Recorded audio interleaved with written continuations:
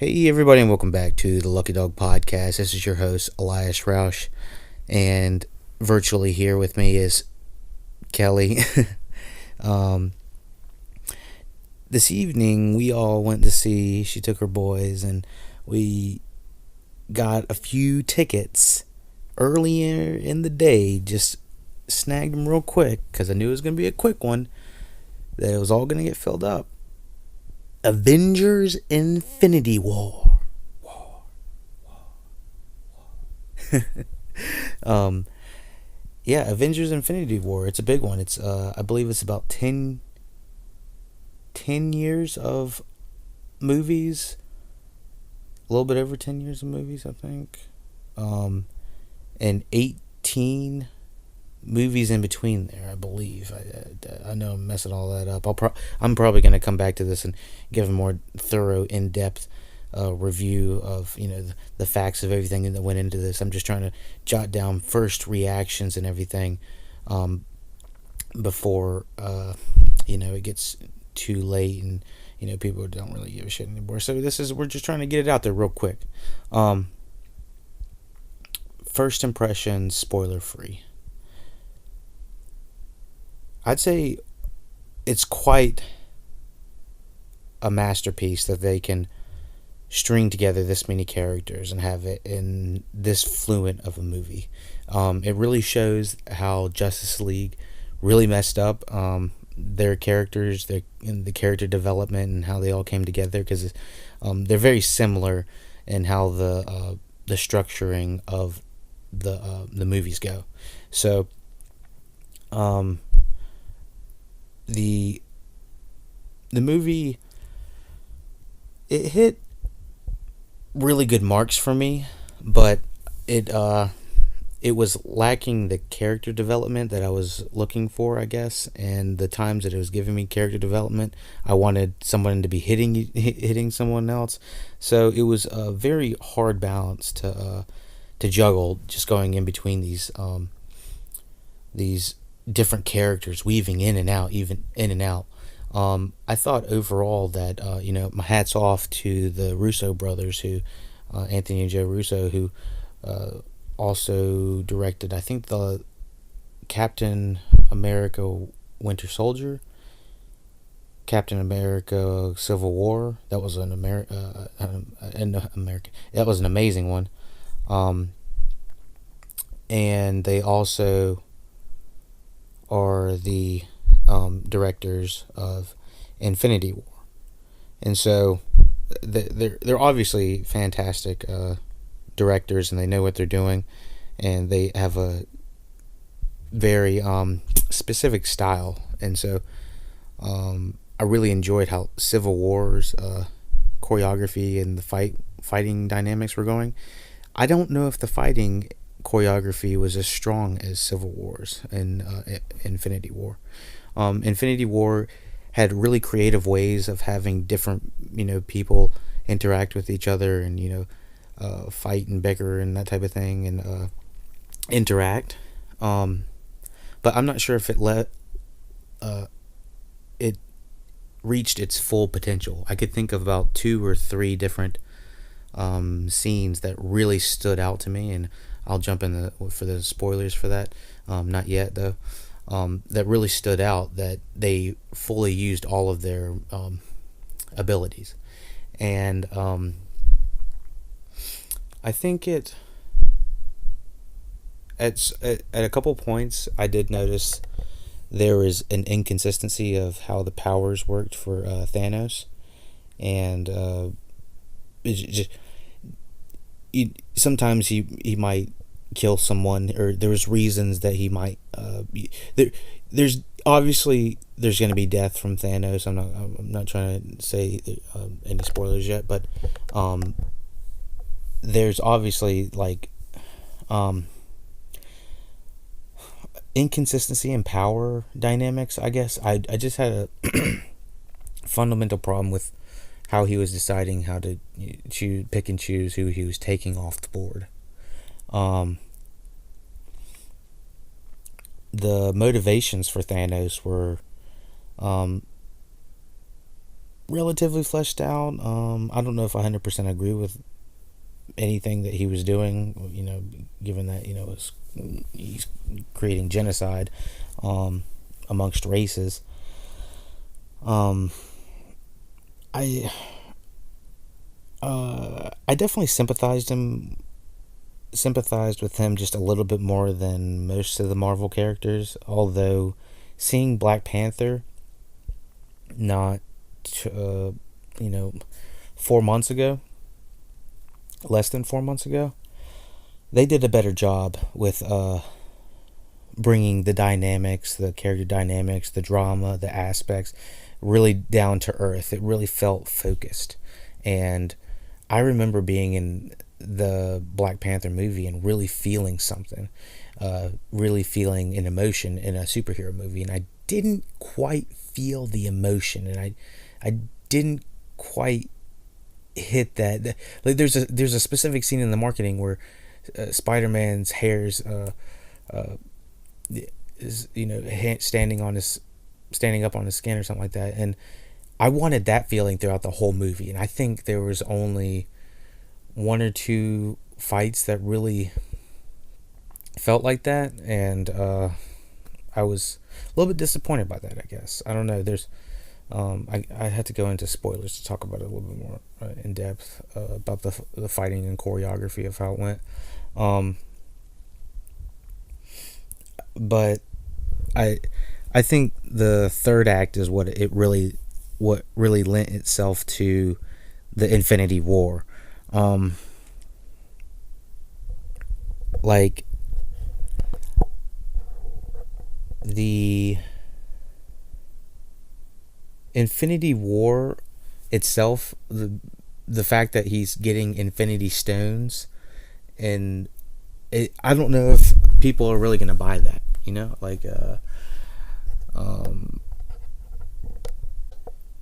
I was curious about how Kelly would react to the movie. We'll definitely have her on here a little bit later, just having her impressions, because I know she's got some strong impressions. Just because, I mean, how could you not? She says some of the CGI was a little spotty on what's his face, the big Iron Man suit. So I can talk about that a little bit in depth. Let's hop into spoilers. Right before I do, I would say yes, this is definitely worth a look. There's no reason that you shouldn't see this movie. This is, if you've followed the Marvel Cinematic Universe, then you know this has been leading up to something big. I think that the majority of it's really enjoyable, but it's just so much information, so much jam packed, so many different locations that are visited. Some of the music, I need to talk about the music as well. The music really took me out. I don't like this good guy bad guy music, and I can explain it a little bit better. But there's so much better composed music in other hero films, I guess. I don't know. The Dark Knight had really good music, and it just felt like, dun dun dun dun dun dun dun dun dun dun. And this was more like horns, and I just wasn't really feeling the horns. There was a lot of like, oh no, is he gonna live? Oh no, is he gonna die? It's like, and when something bad would happen, it'd be like dun dun. Like the music kind of was a little bit too forward leaning, I guess, with the emotion, and it was like, oh, we're having fun, oh, we're in a fight, whoa whoa whoa, Spider-Man's in here. I don't really want that in my movie. I guess it felt safe, and I think Marvel is ready to step outside that box. I remember when they were introducing, everyone knows the Guardians of the Galaxy are in here, but there's an introduction for their scene, and you can feel the good vibes coming from them, and they actually feel like they're entering the Guardians of the Galaxy space. I guess just the music had to be generic enough that it couldn't be too reliant on one of the superheroes' themes. I guess it was all of the themes put into one, sort of the Avengers theme. But I mean, even when they go to Wakanda at one point, and it's just you can feel like it's got some rhythm, and I feel like the majority of the movie plays it really safe on the rhythm. Um, at certain parts, you can really start to feel the CGI start to just be there, and it's not so much looking at Thanos or anything like that. It's just so many superheroes have all these different powers, and I guess it's a little bit overwhelming at some points, and then other times they're just talking, I guess, and they're just using CGI on a talking raccoon or something like that, or the background might be changing a lot. Um, but yeah, I don't want to sound like I'm nitpicking or anything like that, because I really did have a good time with this. I guess it felt like the product of something that when you were just so close, just working so close to a product, and you're making sure every little thing is perfection, that you might just not sit back for a second and say, wait a second, no one wants to sit for a 2.5 hour movie, considering we were there for 2.5 hours for the movie, plus getting there early was another 30 minutes. Driving to the theaters another 20. So this is time you got to add up for how much of a time span can you dedicate to go in to see this movie. Do I want to see this again? Yes. Am I going to rush out to do it like a couple other movies I've done? I don't know. I don't know. I don't feel the need to rush out to go see this again. It was such a spectacle. I really don't know. I remember a couple months ago I went and saw Black Panther, and then I was like, it's a really good movie. I think I'll go see it again with my movie pass. And I went and saw like 3/4 of the movie, and I walked in late because I thought a little bit of Black Panther's beginning was a little slow. But yeah, I could definitely see myself seeing this again. I thought the this had basically four different parts to it, and the fourth part was the big war in Wakanda, and we're gonna jump into spoiler section now. But I thought the pacing in between the different acts were I don't know. I don't know what I think about the pacing. It felt like a fight scene, then a talk scene, a fight scene, a talk scene, a fight scene, a talk scene, or dialogue or something like that. And don't have a problem with that, but it was the jumping around from different, from different places that really was kind of jarring.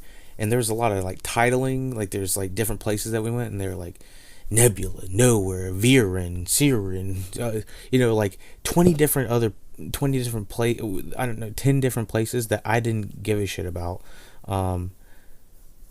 As a viewer that has actually followed and watched most of these places, I guess at some point I was just we're going to so many different places. If you didn't follow any of this movie, and you were just walking in, then you'd be like, okay, it's just another random ass place. I mean, at some points they said Nowhere, and I'm pretty sure they went there in Guardians of the Galaxy, but I mean that's just me. They're just throwing up titling for no reason. I at some parts I just felt like that was what was going on. It was just a little bit choppy with the editing, going from place to place, and it was smooth sometimes when it would have like Doctor Strange, do the teleportation thing, and you go in between the different locations or something like that. That was pretty smooth when it would have that, or like the Hulk was going through a dynamic teleportation beam and landing into another location. Like that was pretty smooth. Those were really good transitions, but then other times it was just like, now we're going over here, now we're going over here, now we're going over here, now we're going over here, and it was just like whoa, whoa, whoa, whoa, whoa, whoa, whoa. And at some points I would be like, hey, I want to go see them. So not enough Hulk there was a little bit of Hulk at the beginning, and he's gone. I don't know what the deal was. He basically was having an inner demons fight with Bruce Banner, and they just said they're not coming out. So they gave Bruce Banner a shitty CGI looking robot, and didn't do anything cool. Didn't look that cool. Just kind of looked like a bulk, and I would have much rather have had Hulk. I know they're gonna get. I know people are gonna get backlash. They're gonna get hella backlash on the fact that there was no Hulk. I'd be surprised to hear about the people that were feeling the suit. I don't know if they just wanted Mark Ruffalo in the suit more or something. I don't know, but he just looked like a bobbing head up in up in that thing. It just did not look good. Um, Let me think. What else? Talked about the music. I thought Thanos' reasoning for getting the stones were kind of like in the actual stones on the glove just kind of looked goofy to me. I don't know. I would have rather been a necklace or something. I don't know, necklace or something. I don't like. I don't know. It looked like merchandising to me, just like, oh, buy the glove, get the stuff. It just looks like buy me material. I mean, everything on the television is essentially saying buy me. They're all going to be action figures, um, but still, um, I thought Chris Pratt. Yeah, there's so many damn Chris's in this. Chris Pratt was hilarious. I don't think I've enjoyed Chris Pratt this much since the first Guardians of the Galaxy. He just kind of has nosedived for me since then, but he's kind of redeemed himself. He's a little bit more self aware in this. They do kind of do a shitty thing with him and the Zoe Saldana Gamora, I think is her name. Um, yeah, it's kind of a weird relationship dynamic, and she keeps telling him to kill her or something like that for some reason, and I never really felt like we got the reason of that. I don't know why she said kill her if like she was planning on dying in the first place, but yeah, the dynamic between was the dynamic between there was a lot of dynamics. There was a lot of pairing off of different characters and stuff like that. The dynamic with Robert Downey Jr. and Doctor Strange and Spider-Man, specifically Spider-Man and Iron Man, they had like a very paternal uh, I don't know thing in between them or something like that. I don't know, something it was hard to like a paternal relationship that was going on, like an unspoken father-son thing going on, and it was kind of cool. It was written. I thought it was written exceptionally well with them. I thought certain characters were written really good, and then other characters, I was like, I was not quite fighting to stay awake or anything like that. I was just like, I want to go see someone else or something. I want to go see someone else. Um, yeah, I think Doctor Strange, Spider Man, and Robert Downey Jr. were some of the strongest performances.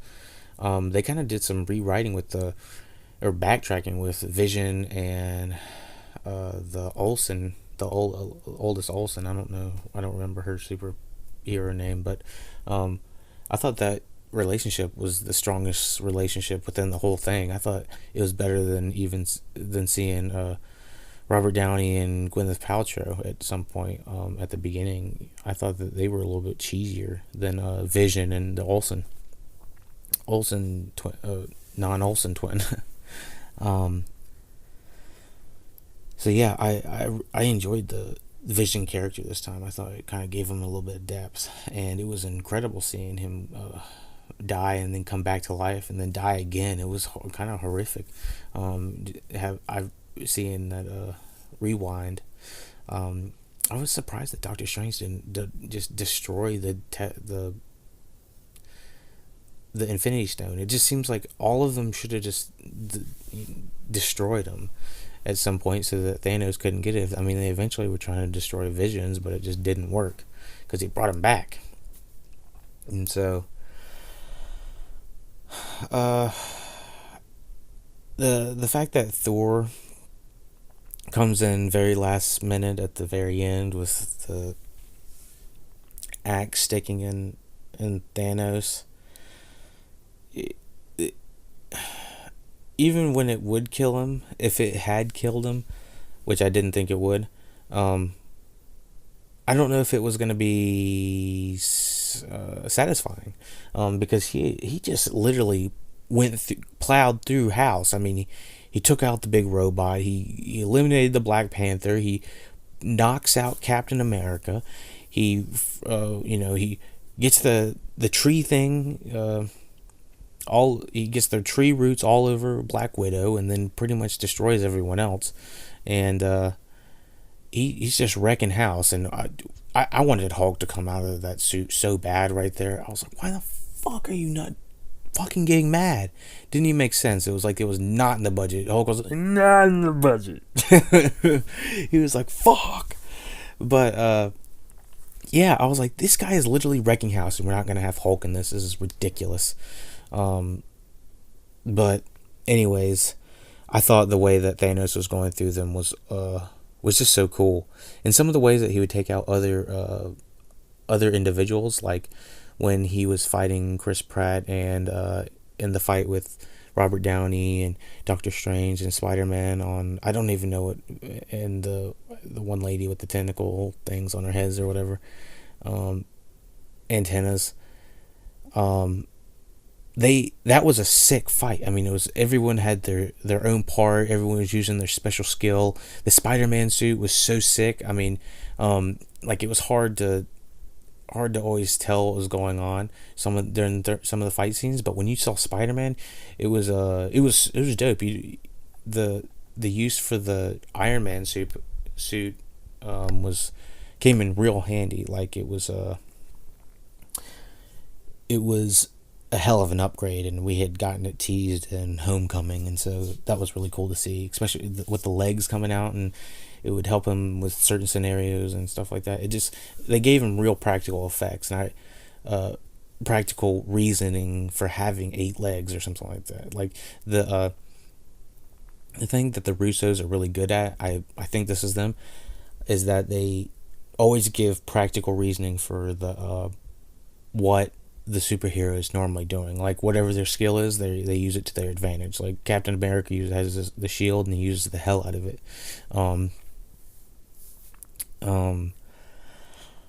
Anything else that I wanted to? I thought it was ridiculous. Chris Pratt he was the reasoning that Thanos got awake at that one point. That was just childish. That I wish they would have done a different way for that. Seeing Zoe's Zeldana getting thrown off by her father, Gamora get thrown off the ledge, that was pretty crazy. And we also saw the guy from Red Skull, I think his name was. He's still alive, by the way, from Captain America, I believe. And so they did a good job tying him in. I thought that was kind of cool. I wonder if that was Hugo Weaving. Let's see. The kids in the theater. I guess most of the kids were pretty good. The kids we were with, they pretty much lost interest by the hour 50-minute mark, because it was just entirely too long for them. They have followed some of the movies, of course. They're around 6 and 9, so this movie is just clearly for an older audience, like maybe 10 to 12, because it's a long movie, and even though there's so much happening, so much going on, I mean, the action scenes are so good. There wasn't one that really felt like it stood above all the other ones. They were all uniquely shot. Obviously, toward the end, they really started to kick them up a notch, but yeah, there weren't any dynamic shots like the Civil War really had. I thought some of the shooting just was I don't know. I really enjoyed the big Wakanda fight at the end. I just wanted more of that. I guess I wanted half the movie to be the war at Wakanda instead of one fourth. But yeah, I just I kind of wish would have gotten Daniel Kaluuya. That would have been nice, blowing the rhino horn to bring the troops in. But the demi dog aliens that Thanos brought over was those were pretty cool creature design, and I kind of just wanted to be stuck underneath some of those dogs at some point, just from the camera point of view. And at one point, you saw Captain America trying to take on like 5 or 6, and it looked like they were piling on him. But I just wanted a little bit more of that to kind of get a claustrophobic feeling. The the Infinity War. It's another one. It's quite another one. I would say. Um, some of the all of the visuals I thought were done really well, with the exception of the Mega Iron Man suit. It was hilarious seeing Peter Dinklage as a like a mega dwarf or something like that, or something. It was a little bit startling, and his voice was kind of like off and on, trying to talk kind of like Thor almost. But I had heard that Peter Dinklage is in there, but it threw me off. I was like, whoa, Tyrion's in here. But it was cool, and I think he said something like the melting of Thor's hammer was storm something. I know Stormborn is the Game of Thrones theme. Is the Game of Thrones name for Khaleesi. But I don't remember exactly. It seemed like some sort of like call to Game of Thrones or something like that. It's like, oh, the steel is storm something. I don't know. It's so late. I feel like I'm about to pass out. I was my disappointments came from maybe not losing anyone I really thought was important of the really main cast. Like Iron Man obviously looked like he was about to take it. I mean, he really did. He gets stabbed, but he looks like he's going to be fine. Doctor Strange essentially saved him, giving him the time stone or whatever. Strange was fine. Chris Pine was fine. There's a couple times where like Thanos turned Thrax into like stone or clay or something like that, and made him fall into a million pieces. And I thought he was done. I thought he was fucked. I was like, damn, it's over for Thrax. I was like, that was one of my favorite guys. He was hilarious, and he came back really easily. There was just a few times where Thanos just let the heroes come back to life for absolutely no reason. I don't know why he was just deciding that, even though like it seemed pretty obvious that the heroes would try to get him again. I don't know. Like Thor at the very beginning, I thought that why not just clear whole house? I don't remember Thor really getting the upper hand and leaving. Like there's several times where just Thanos just says, I'm out. He's like, I've got what I want, I'm out. And I guess as if that's how he wants to roll. But I just, if you're gonna play the bad guy, just take them all out. And yeah, I guess it at some points it just felt like he had no problem killing, and then other points he was like, nah, I'm not gonna kill you because plot. But yeah, the power dynamics I thought worked pretty well. Like everyone pretty much sticked within their own power, except for what's her face, Vision's the oldest Olsen. Why the hell was she so powerful, and why have we not known this the entire time? She's essentially as powerful as Thor in a way.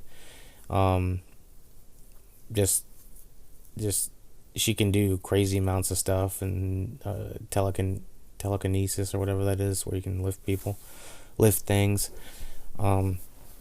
But yeah, she had a really badass power, and they really utilized it. And I mean, hell, she was even trying to remove the Infinity Stone at one point on Vision, and so I mean, what couldn't she do?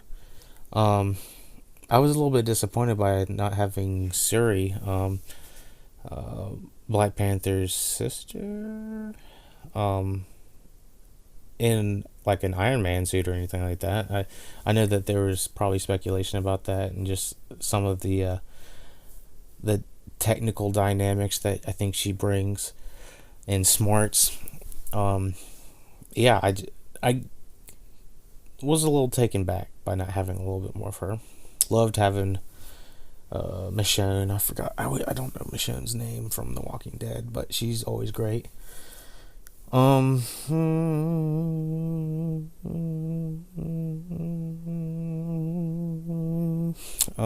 I can't really think of anything else. I think we've really covered the majority of the Infinity War. It's been another one. It's always another one.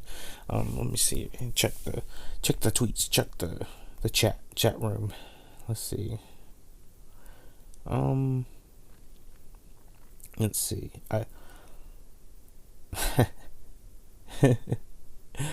Oh, Kelly cracks me up. She's talking about Mark Ruffalo sitting in that suit, just floating there. His head just floating.